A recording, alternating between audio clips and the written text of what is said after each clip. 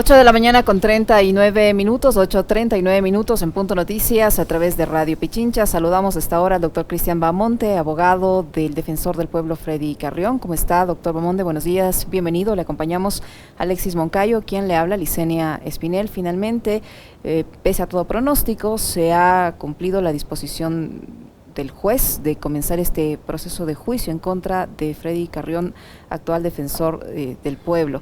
¿Qué pasó en esta audiencia preparatoria y evaluatoria de juicio?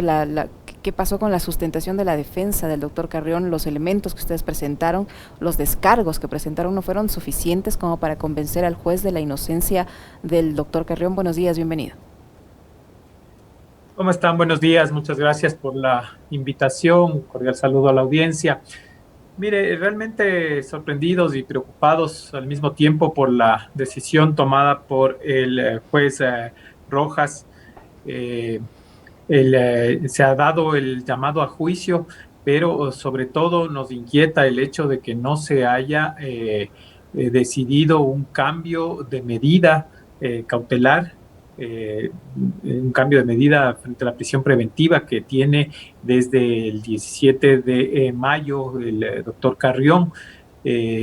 Considerábamos que habían suficientes elementos para hacer ese cambio de medida. Recordemos que hay algunas otras formas por las cuales se puede garantizar la presencia en juicio de una persona que se encuentra acusada. La prisión preventiva es la última de las alternativas, bien que había un arresto domiciliario, el uso de un dispositivo electrónico, la prohibición de salida del país, son varias las alternativas que cabían. ¿Por qué el juez no tomó en cuenta todos esos arraigos que tiene el señor Carrión para para sustituirle las medidas de prisión preventiva por todas las que usted ha enumerado?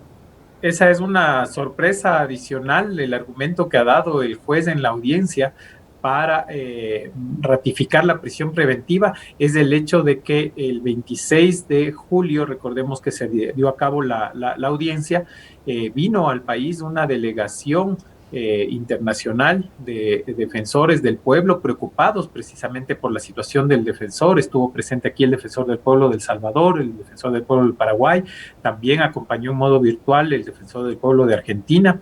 Ellos hicieron un pedido formal para participar en la audiencia. El juez no les permitió por tratarse de una diligencia reservada.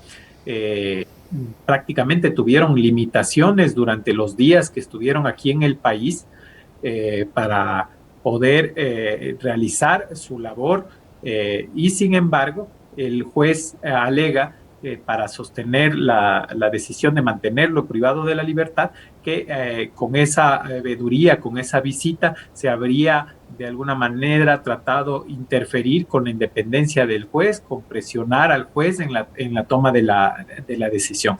Una situación totalmente ilógica, sumado a que por el tiempo transcurrido, el mantenerle privado al defensor del pueblo, privado de la libertad, está en este punto poniendo en riesgo el poder continuar en el uso de las funciones, porque el tiempo avanza, han pasado cerca de 90 días desde que inició la investigación, el proceso se ha dilatado demasiado, recordemos que era un proceso, es una acusación por un delito supuestamente cometido en flagrancia, la Fiscalía tenía 30 días para realizar las diligencias, para hacer peritajes, para recibir testimonios, ese plazo venció el 16 de junio, y desde esa fecha la Fiscalía estaba lista para llevar adelante la audiencia.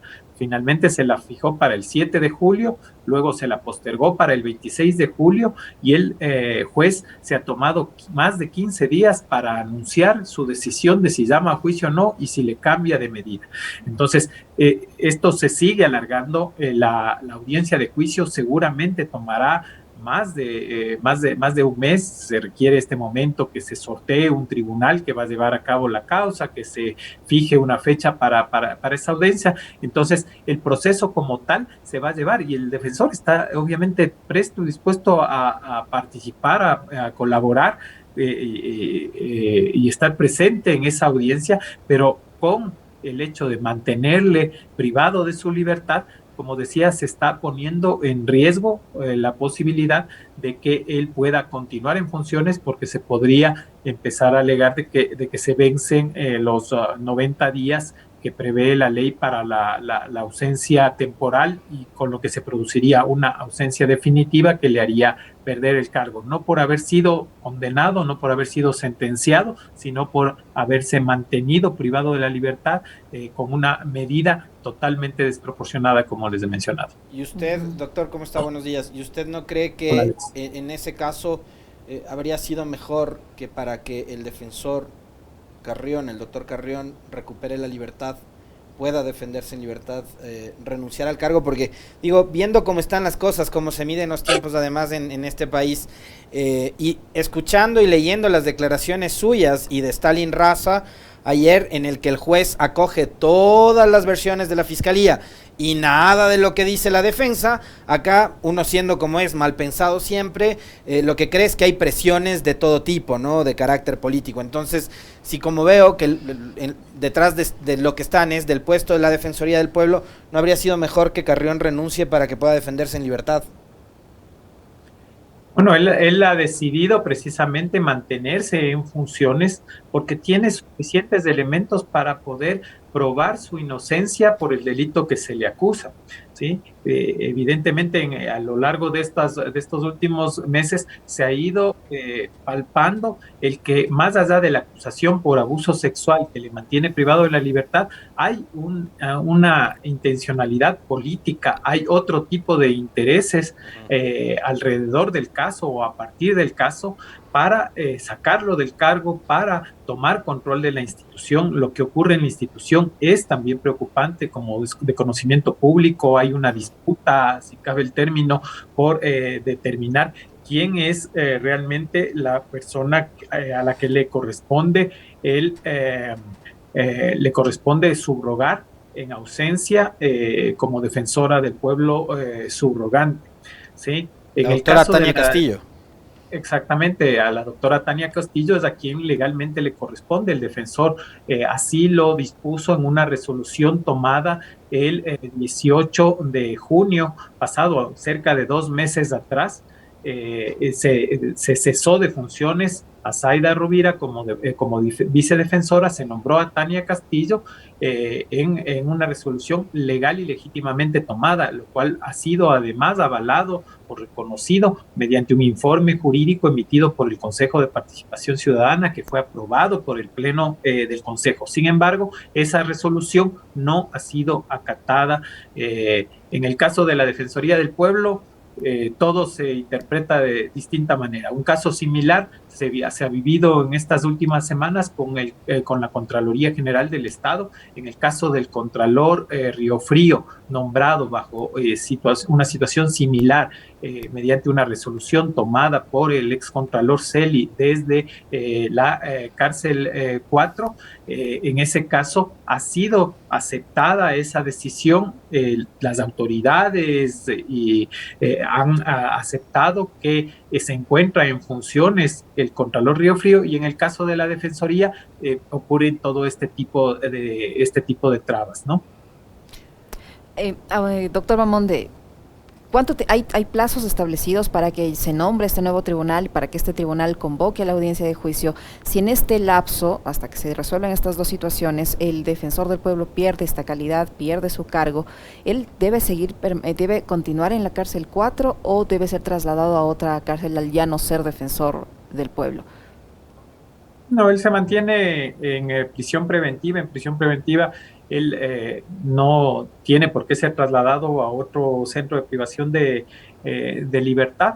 La decisión, la fecha para el sorteo del tribunal tomará tiempo. Tiene que incluso notificarse formalmente la decisión del juez tomada.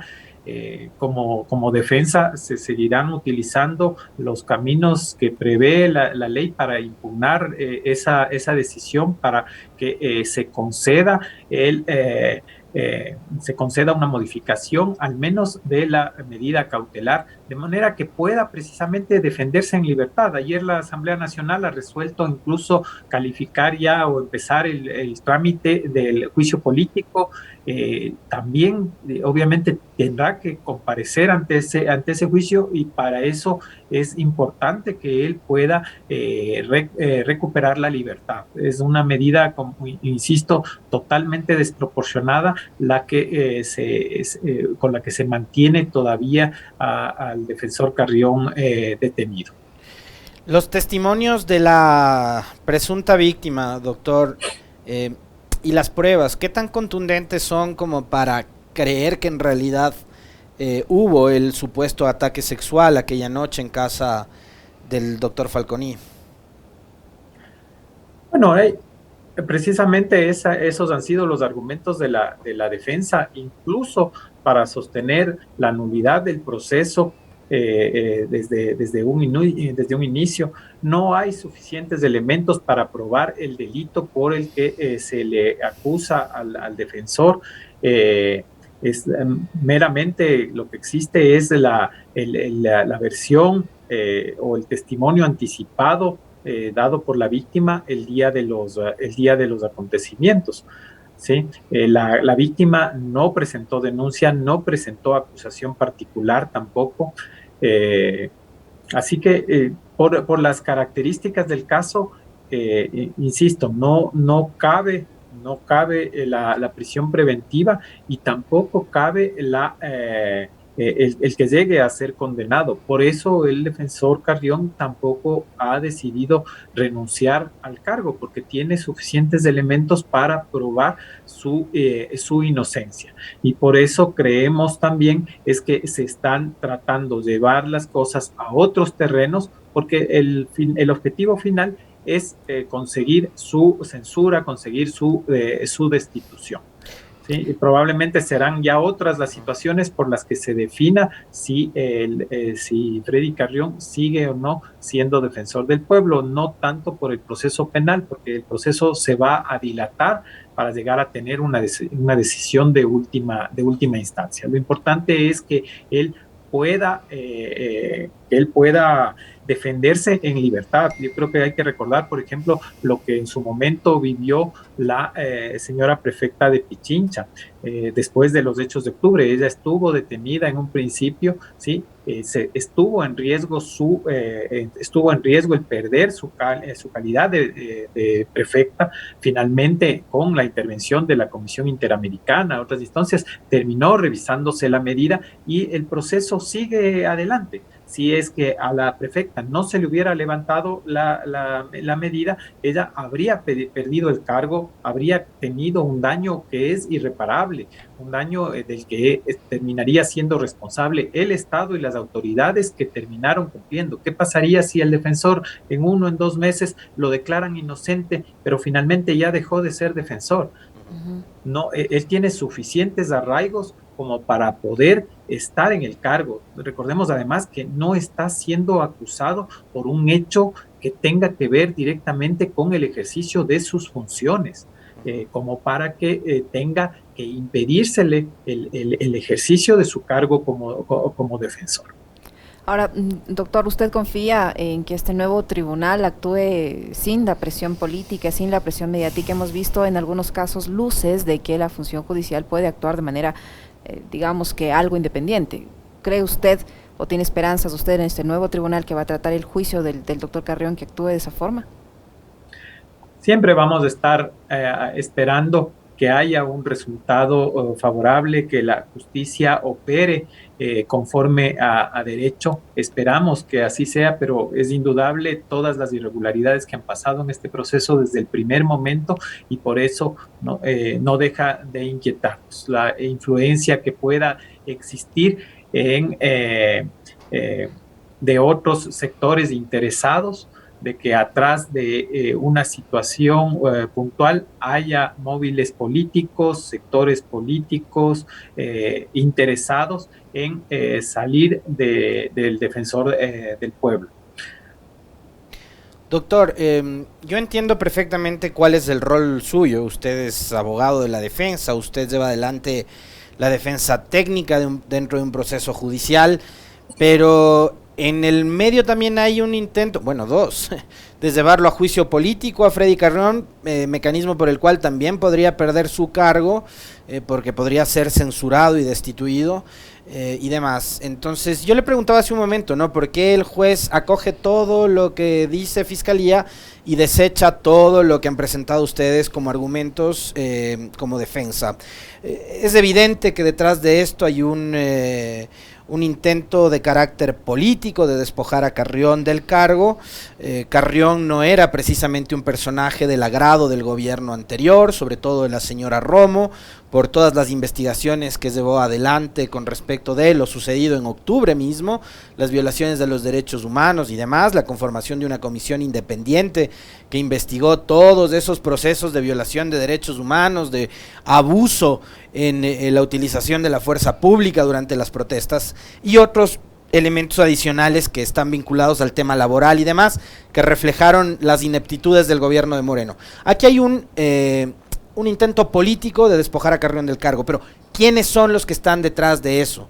Porque vemos además quienes están auspiciando los juicios políticos en la Asamblea y demás, pero ¿quiénes son los que quieren a Carrión fuera de la Defensoría, doctor? Creo que deben decirlo. Desde un primer momento ha habido vínculos directos del gobierno del expresidente Lenín Moreno, estuvo vinculado directamente en el día de los hechos, el ministro de gobierno, la propia cúpula policial, varios de los generales, la propia comandante general, que sigue siendo comandante general de la policía, la comandante Varela, también. Extrañamente, fíjense en todo lo que ha pasado también en la Defensoría. La doctora Rovira, que se considera todavía defensora subrogante, ha tomado decisiones que han impactado en la marcha de la institución. Decidió destituir al 75% del personal del nivel jerárquico superior, del personal de confianza del defensor Carrión, y en su lugar ha ido ocupando esos espacios para en donde extrañamente se ha vinculado a gente vinculada con el proceso judicial, con el proceso político, familiares o personas cercanas al presidente de la Corte, al presidente Saquicela. Están hoy en día trabajando en la Defensoría del Pueblo. Delegados que se han nombrado en algunas provincias son familiares de asesores de los asambleístas que están impulsando el proceso político. Entonces, es indudable los intereses que de por medio existen este momento alrededor de la Defensoría, seguramente por la postura firme que tuvo el defensor en muchos temas respecto al gobierno anterior, y que probablemente incluso al gobierno en funciones también le preocupan tener un defensor con el perfil del doctor Carrión. Todos estos sectores de los que usted ha mencionado, doctor, ganan con la salida del puesto del doctor Carrión. Indudablemente que sí.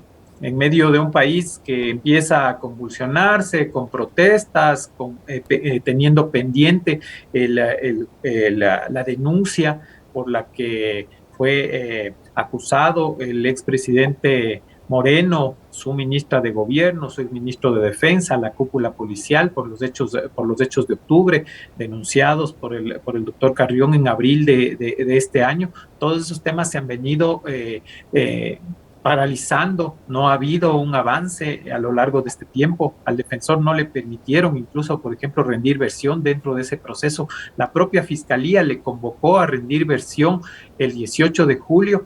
El defensor, por si acaso se les vaya a olvidar que le tienen privado de su libertad, le informó a la Fiscalía que estaba presto a rendir versión en la cárcel 4 o que se le brinden las facilidades para acudir a la Fiscalía. Sin embargo, ese día no compareció, nunca se justificó, no se ha dicho nada al respecto, no se lo ha vuelto a convocar. Entonces, creo que hay suficientes elementos para concluir que alrededor del caso hay intereses políticos muy fuertes. Muchísimas gracias, doctor Bamonde, por su tiempo, por la información que nos ha proporcionado. El doctor Cristian Bamonde, abogado del Defensor del Pueblo Freddy Carrión, que ha estado con nosotros. Muchísimas gracias. Muy amable, doctor. A ustedes. Un buen día, gracias.